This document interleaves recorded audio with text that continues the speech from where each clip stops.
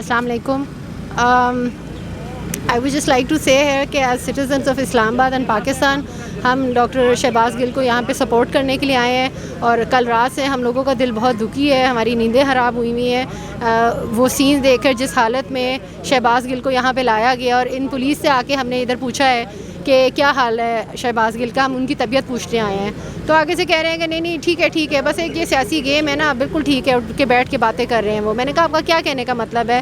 آپ یہ کہنا چاہ رہے ہیں کہ وہ جو رات کا سین تھا وہ ڈرامہ تھا, ان کو تکلیف نہیں رات کو, ہاں وہ تکلیفیں تھے, ابھی وہ بالکل ٹھیک ہے. تو کیا یہ چھوٹی بات ہے؟ آپ کی فیملی کا کوئی ممبر اگر رات کو سانس کے لیے تڑپ رہا ہو اور اگلے دن وہ اٹھ کے بیٹھ جائے تو آپ کہیں گے شکر الحمدللہ, آپ یہ تو نہیں کہیں گے کہ یہ کوئی سیاسی گیم ہے. تو یہ جو اس وقت اس ملک پاکستان کے ساتھ جو کچھ ہو رہا ہے یہ بڑا غلط ہے. یہ آپ دیکھ رہے ہیں چھوٹے چھوٹے بچے, میرا جو ہے اس وقت اپنی اسٹیبلشمنٹ سے سوال ہے جو بھی پاکستان کو اس وقت لیڈ کر رہا ہے, کہ آپ کیا سبق دے رہے ہیں بچوں کو. ہم سبق بچوں کو دیتے ہیں کلاس روم میں صداقت کا, سچائی کا, بہادری کا, اور بچے کیا دیکھ رہے ہیں کہ جو انسان سچا ہے, جو صداقت سے بات کرتا ہے, جو بہادری سے بات کرتا ہے, اس کو اٹھا کے لے جایا جاتا ہے اور اس کو مارا جاتا ہے, اور اتنا مارا جاتا ہے کہ اس کا سانس اکھڑ جاتا ہے, اس کی زندگی اور موت خطرے میں آ جاتی ہے. تو مجھے نہیں سمجھ آ رہا کہ ہم لوگ اپنے بچوں کو کیا سکھانا چاہ رہے ہیں. ہم پڑھا کچھ رہے ہیں اور ان کو دکھا کچھ رہے ہیں. تو شہباز گل پہ جو الزام ہے کہ انہوں نے کیا الزام ہے کہ شاید وہ آرمی میں کوئی میوٹنی کرانا چاہ رہے تھے, اس بات کا تو سر پیر نہیں سمجھ آ رہا کہ کیوں ان کے بیان کا میوٹنی سے کیا تعلق ہے. انہوں نے یہ کہا کہ ہر ادارے کو رولز اینڈ ریگولیشنز کے مطابق جو ہے نا وہ آرڈرز کو ماننا چاہیے, یہی بات انہوں نے کہی نا. تو اس بات میں کیا غلط بات ہے؟ یہ تو ہر ادارہ کہتا ہے, جب بھی آپ کسی ادارے کو جوائن کرتے ہیں تو وہ آپ سے ایک کانٹریکٹ سائن کرواتے ہیں جس میں رولز اینڈ ریگولیشنز ہیں, ٹھیک ہے. تو ایز مسلمز اینڈ پاکستانیز ہمارا سب سے پہلا جو کانٹریکٹ ہے وہ اللہ کی ذات کے ساتھ ہے, قرآن و سنت کے ساتھ ہے. نمبر 2 ہمارا کانٹریکٹ پاکستان کے آئین کے ساتھ ہے. نمبر 3 کانٹریکٹ ہمارا اس ادارے کے ساتھ ہوتا ہے جہاں پہ ہم کام کر رہے ہوتے ہیں ایز اے پروفیشنل. تو یہاں پہ ابھی ہم پیمز ہاسپٹل میں کھڑے ہوئے ہیں. اگر کوئی بندہ میڈیا پہ آ کر یہ کہتا ہے کہ ڈاکٹرز کو رولز اینڈ ریگولیشن کے مطابق کام کرنا چاہیے اور انلیگل آرڈرز نہیں ماننے چاہیے, تو آپ کیا کہیں گے کہ وہ پیمز ہاسپٹل میں میوٹنی کرانے کی کوشش کر رہے ہیں؟ فار ایگزامپل کوئی ہاسپٹل ہے پرائیویٹ, ہاں, اور اس کے بارے میں یہ پتہ چلتا ہے کہ اس کا جو ہیڈ ہے وہ اپنے ڈاکٹرز کو یہ ترغیب دے رہا ہے کہ آپ جو ہے جو بھی آپریشن کے لیے آئے مریض, آپ اس کا آپریشن تو کریں, ساتھ ایک گردہ نکال لیا کریں, وہ ہم بیچ دیا کریں گے, ہمارا ہاسپٹل خوب پیسے کمائے گا. تو یہ کہ لیگل آرڈر ہوگا. اس کے بارے میں اگر کوئی بات کرے کہ جی ڈاکٹرز کو بھی اپنی ادارے میں لیگل اور لیجیٹیمیٹ آرڈر ماننا چاہیے, ان لیجیٹیمیٹ نہیں ماننا چاہیے, تو اس میں کون سی غلط بات ہے؟ یہ صحیح بات تو ہے, یہ صحیح بات ہے. تو اس بات پہ اگر اس بات پہ شہباز گل کو مارا پیٹا جا رہا ہے, جوڈیشل ریمانڈ میں بھیجا جا رہا ہے, تو آپ مجھے بتائیں کہ ان بچوں کو ہم کیا سبق سکھائیں؟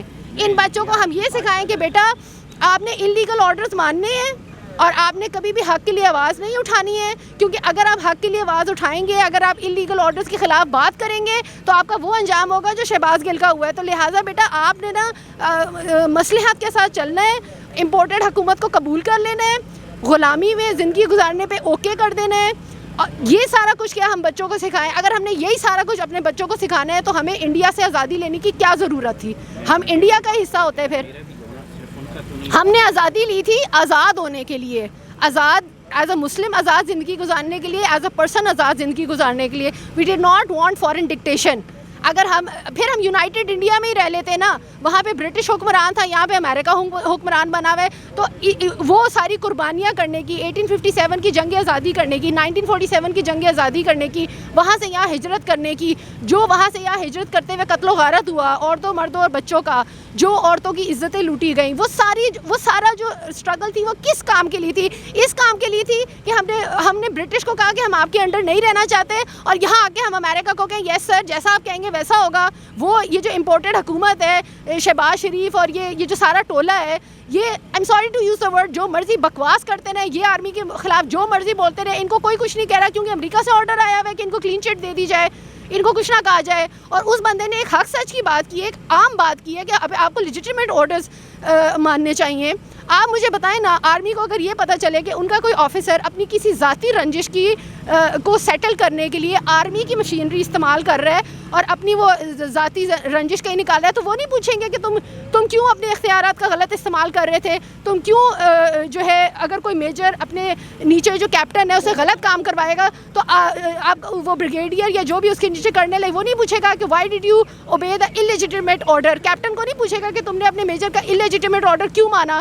تو یہی بات شہباز گل نے کہی ہے کہ everybody should obey legitimate orders. تو اس بات پہ آپ اٹھا کے شہباز گل کو مار پیٹ کریں گے. اور آخری بات, یہاں پہ ہم سب کھڑے ہوئے ہیں شہباز گل کے لیے, اظہار ہمدردی کے لیے. ہمارا بس چلے تو ہم اس وقت اندر جا کے ان کے ساتھ بتائیں کہ ہم آپ کے ساتھ ہیں. اور یہ قوم اس وقت تڑپ رہی ہے کہ ہمیں آزادی چاہیے. اس قوم کو میں یاد دلانا چاہوں گی کہ ڈاکٹر عافیہ صدیقی 19 سال سے تڑپ رہی ہے کہ اس کو آزادی دلائی جائے. جو ٹارچر اس وقت شہباز گل پہ ہو رہا ہے, اس سے زیادہ ٹارچر ڈاکٹر عافیہ صدیقی نے سہا ہے اور ابھی تک برداشت کر رہی ہے. ان کو 9 دن ہوئے ہیں, اس کو 19 سال ہو گئے ہیں. لیکن یہ قوم جو ہے وہ سوئی ہوئی ہے. ان کو جب تک ہمارے اپنی دم پہ پاؤں نہیں آتا نا, اس وقت تب تک ہمیں ہوش نہیں آتا, تب تک ہم تڑپتے نہیں ہیں.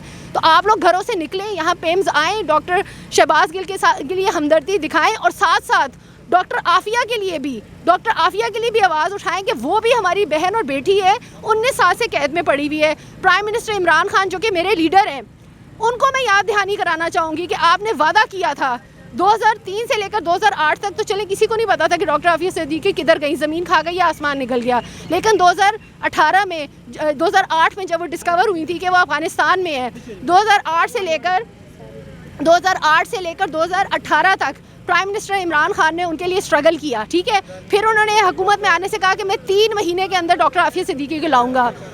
3 سال ہو گئے. ٹھیک ہے, ان کو بڑا ڈر